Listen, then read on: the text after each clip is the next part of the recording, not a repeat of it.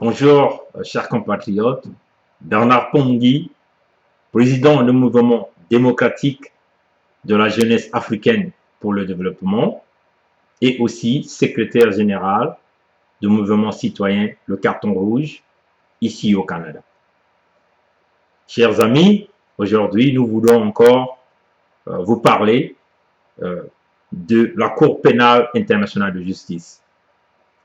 Madame Fatou Bensouda, procureur de la Cour pénale internationale de justice, venait là de proclamer ou encore d'annoncer des grands avertissements à Pierre Nkurunziza de la Burundi.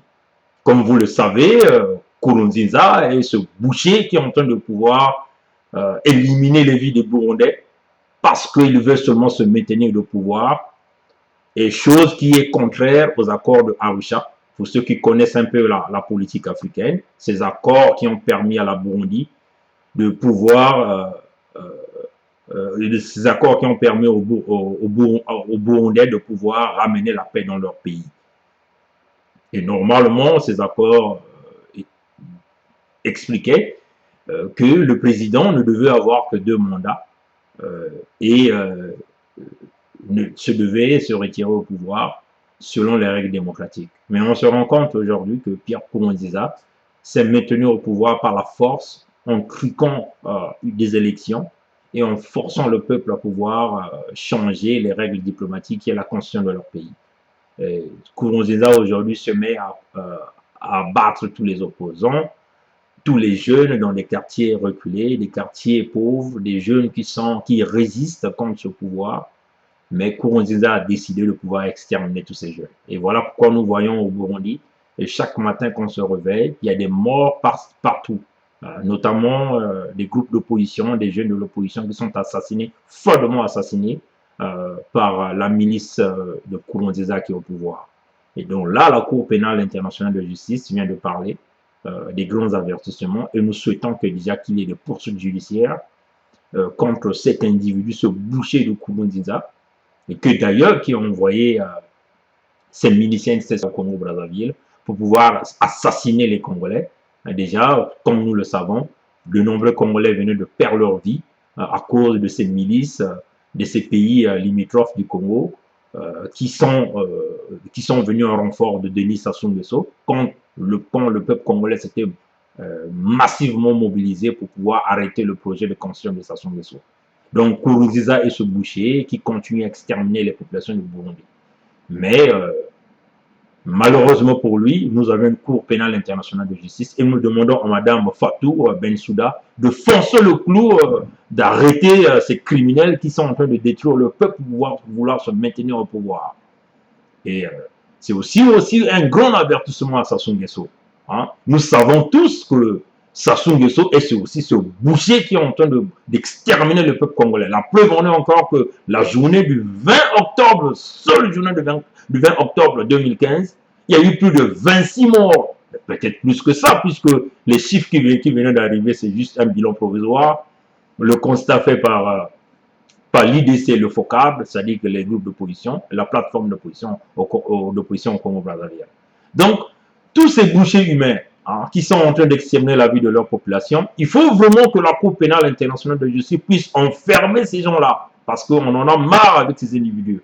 Pourquoi au Sénégal y a-t-il une démocratie paisible, et pourtant c'est aussi un pays francophone, que les présidents ont compris que ça ne sert pas de pouvoir faire couler le sang de leur population pour pouvoir se maintenir au pouvoir.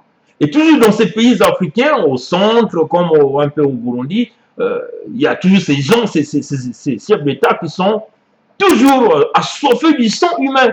On ne comprend pas. Assoiffés du sang humain, il faut qu'on le dise. Assoiffés du sang humain pour se maintenir au pouvoir. Non.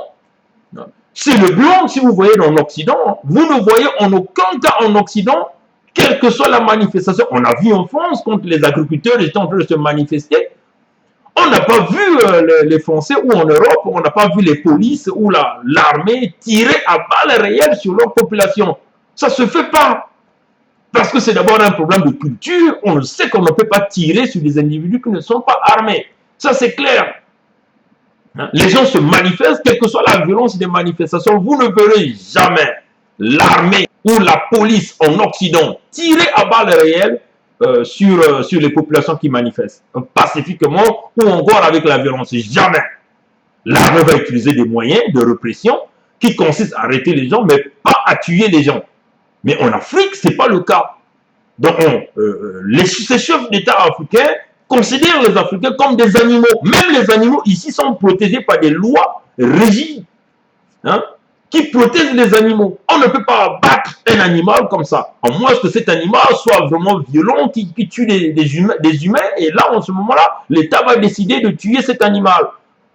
Mais en Afrique, hein, l'être humain qui est sacré, on se permet de tuer comme on veut, comme Sassou Nguesso, l'individu Sassou Nguesso. Non. En tout cas, félicitations à Madame Fatou Bensouda, et nous avions la conviction que vous devez traquer ce criminel de Nkurunziza à la Cour pénale internationale de justice. Il doit répondre pour tous les crimes qu'il est en train de commettre au Burundi. Et aussi un avertissement à Sassou Nguesso. Sassou aussi fait partie de ce clan, de ces individus qui assassinent des populations sans défense, des populations qui manifestent à bras ouverts avec des mains nues, hein? Parce que ces gens-là défendent la démocratie, ils ne veulent pas d'un système 32 ans au pouvoir, mais ils veulent encore continuer à massacrer. Non, il faut que ça s'arrête. Le sang humain doit s'arrêter de couler dans les pays africains, spécialement au Congo-Brazzaville, quand nous avons un boucher. On a vu beaucoup de pays condamner les actes de Bachar al-Assad en Syrie, ce boucher humain qui détruit tant de vies syriennes. Et tout le monde en Occident s'est levé contre cet individu. Même la Russie, qui a des intérêts économiques, aujourd'hui commence à se pencher du côté des États-Unis pour chercher une sortie, comme un couloir pour la sortie de Bachar al-Assad du pouvoir en Syrie, parce qu'il y a trop de gens qui sont morts en Syrie. Au Congo-Brazzaville, c'est la même chose. Hein? Beaucoup de gens sont morts. Hein? Plus d'un million de morts lors du coup d'État de Sassou Nguesso de 1997. Et il a progressé avec des projets comme le projet Moé-Bara qui consiste à exterminer les populations du sud du Congo. Tous les gens ont perdu la vie. Les 353 disparus au beach de Brazzaville. Sassou les a attrapés au beach sous l'escorte des Nations Unies. Donc, il parle même que ses compatriotes ont été entassés dans des conteneurs, assassinés, froidement assassinés. Et ces conteneurs ont été immergés au fleuve Congo. Quelle priorité! C'est pas croyable. Ce n'est pas un être humain qui peut penser de cette façon, abattre les compatriotes froidement entassés dans le conteneur et le conteneur est immergé dans le fleuve Congo. C'est pas croyable. Donc, nous demandons, la Cour pénale internationale de justice doit travailler sur le dossier du Congo. Il y a trop de preuves qui sont là. En dehors de ça, les explosions de Mpila du 4 mars 2012, tout le monde ne peut pas oublier ça. Et il y a même des témoins, des Occidentaux qui étaient là, on dit c'était équivalent, l'explosion est équivalente à la bombe atomique qui a bousillé Hiroshima et Nagasaki. C'est-à-dire la force de la charge, la détonation, pour ceux qui connaissent un peu de la physique, hein, l'onde de choc qui provenait de cette explosion était équivalente à la bombe atomique qui a fait éclabousser Hiroshima et Nagasaki. Vous comprenez ça? C'est des armes nucléaires, des armes de destruction massive que Sassou avait emmenées à Brazzaville pour mater les populations, généralement du Sud, qui sont considérées comme des bouchers. Hein?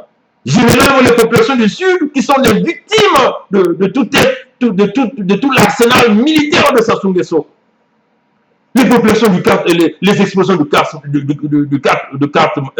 mars 2012. Mais c'est des quartiers et des quartiers qui avaient été rasés. Une bombe qui a explosé, l'onde de choc s'est déplacée à une vitesse de croisière pour pouvoir tout balayer à son passage. Ces grands crimes doivent être punis par la Cour pénale internationale de justice. Les preuves sont là. Sassou est d'eux aussi. Déjà même, c'est ce qui fait qu'ils vont vouloir chercher à bénéficier de l'immunité présidentielle. Pas question d'immunité présidentielle pour des présidents assassins. Non, on ne peut pas. En dehors du 4 mars. et ceux qui venaient de mourir le 20 octobre 2015 à Brazzaville. Donc, des populations qui se manifestent, on tire la balle réelle. Non, Sassou doit être arrêté, traduit à la Cour pénale internationale de justice, bien jugé, condamné, avec tout son entourage, les généraux comme les Ndengue, comme les Dabila, même ce fameux chef d'état-major général de l'armée congolaise, ils font partie de ces criminels, tout ce monde-là. Ils doivent être jugés. Et d'ailleurs, nous avons des dossiers, on va enfoncer sur ce dossier-là. Oui, parce qu'on en a marre de tout ce système. Encore, félicitations à la Cour pénale internationale de justice, à Mme Fatou Bensouda. Maintenant, nous vous demandons, Madame, pensez-vous sur le dossier du Congo. Il y a trop de cruauté au Congo.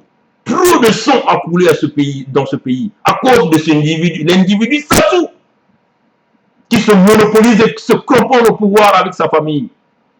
Bon, on espère que la Cour pénale internationale de justice, au même temps avec le dossier de la Burundi, le dossier du Burundi, ils vont aussi s'accrocher au dossier du Congo pour pouvoir traquer et enlever un peu ces gangrènes qui sont en train de détruire l'Afrique centrale, des gens qui tirent sur des populations, qui pensent que la chair humaine, qui pensent que la vie des Congolais ou des Africains n'ont pas de valeur. Bon, merci madame, penchez-vous sur le dossier du Congo et on vous serait on vous remerciera pour ça. Merci, à plus tard. Allez, au revoir.